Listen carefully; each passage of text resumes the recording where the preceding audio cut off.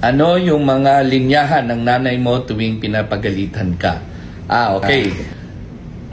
Siguro sa magkakapatid ho, nung kami po'y bata, ay alam mo si Secretary Rex, mabait ho yan eh. Siguro ako ho yung medyo makulit sa aming magkakapatid. Si Senator Win medyo tahimik palagi, hindi ho sumasagot sa nanay.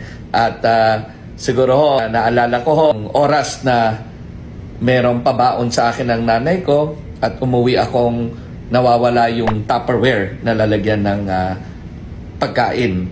So, syempre, galit na galit ang nanay ko. Late na umuwi, nawala mo pa yung pinadala niyang baon. Tapos, mag-e-explain ka, sasabihin naman ng nanay mo, sumasagot ka ba?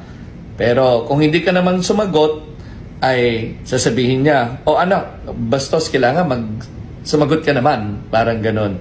So, yun yung mga panahon na damn if you do, damn if you don't. Hindi mo alam kung ano ba yung dapat mong isagot.